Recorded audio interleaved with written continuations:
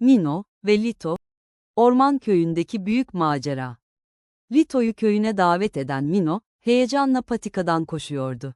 Lito ise valizini çamura batırmamaya çalışarak onu takip ediyor, fakat her adımda takım elbisesi biraz daha kırışıyordu. Köyün girişinde, dev bir meşe kütüğünden oyulmuş kemerli bir kapı vardı. Üzerinde renk renk mantarlar, sarmaşıklar ve minik ateş böcekleri dolaşıyordu. Mino gururla kapıyı işaret etti, işte burası. Ormanın en sıcak, en eğlenceli köyü, Çınaraltı köyü. Lito gözlüklerini düzeltti, küçük ama etkileyici, dedi şaşkınlıkla. Kapının hemen içinden çeşitli fareler çıktı. Kimisi çiçek taşıyor, kimisi taş boyuyor, kimisi de büyük yapraklara kurabiye diziyordu. Köy çok canlıydı. Köylü fareler misafir görünce heyecanlandı. Hoş geldin şehirli bey, kravatına dikkat et, buralar biraz tozludur, çay ister misin? Lito neye uğradığını şaşırdı. Ama hoşuna gitmeye başlamıştı bile. Köy meydanına vardıklarında, yaşlı bir fare olan Bilge Peto, endişeli bir ifadeyle yanlarına geldi. Mino, tam seni arıyordum, dedi. Mino merakla kulaklarını dikti. Ne oldu Bilge Peto? Peto bastonuna yaslandı ve fısıldadı, köyün kalbi olan parıltı taşı kayboldu. Lito'nun gözleri büyüdü. Parıltı taşı nedir? Peto açıkladı, o bizim ışığımızdır. Ateş böcekleri onun etrafında çoğalır, çiçekler onun ışığıyla açar. O olmazsa köy karanlığa gömülür.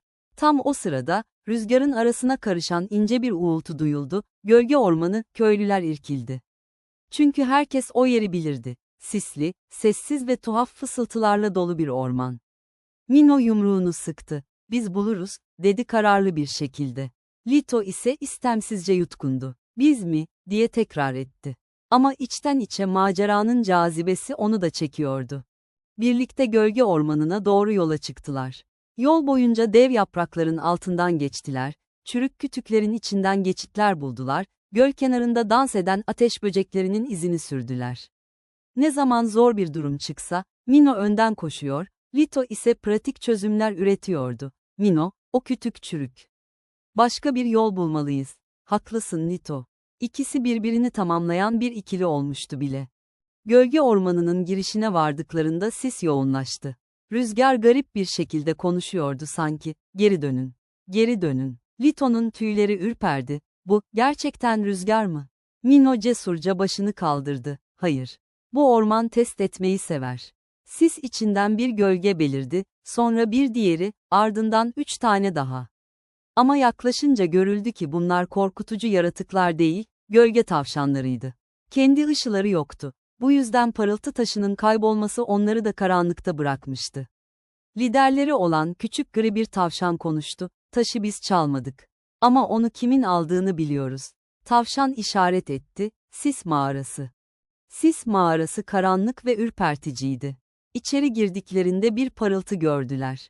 Parıltı taşı. Ama onun önünde duran uzun kuyruklu, sinsi bir yaratık vardı, karga Tiro. Tiro, parıltı taşını gagasında çevirerek konuştu, bu taşla tüm ormanı kendime ışıklandıracağım. Artık herkes benim bölgeye gelecek. Mino öne atıldı, o taş bizim köyün neşesi. Onu geri ver. Tiro hırladı, önce beni geçmeniz gerek. Tam o sırada Lito akıllıca bir plan yaptı. Valizinden parlak metal düğmesini çıkarıp taş gibi fırlattı. Tiro şaşırıp gözleriyle düğmeyi takip edince Mino hızla parıltı taşını kaptı. Karga Tiro öfkeyle bağırdı, fakat tavşanlar ve diğer orman canlıları mağaranın girişini kapatarak kaçmasını engelledi. Parıltı taşı köye geri getirildiğinde meydan ışıkla doldu. Ateş böcekleri havaya yükseldi, çiçekler açtı, köylüler sevinçle dans etti. Lito şaşkınlıkla etrafa baktı. Ben hiç böyle bir şey görmemiştim. Mino kaşlarını kaldırdı, güzel değil mi? Lito hafifçe gülümsedi, güzelden de öte. Sanırım, burası biraz ev gibi hissettiriyor. Köylüler neşeyle bağırdı, yaşasın Mino. Yaşasın Lito. Mino'nun kendine özgü tombul neşesiyle, Lito'nun akıllı ve düzenli hali bir araya gelince, köy ilk defa bu kadar büyük bir macerayı başarıyla atlatmıştı. O gece, ateş böceği ışıkları altında Lito valizine baktı. Sonra kapattı. Sanırım, biraz daha burada kalacağım, dedi. Mino'nun gözleri heyecanla parladı, harika.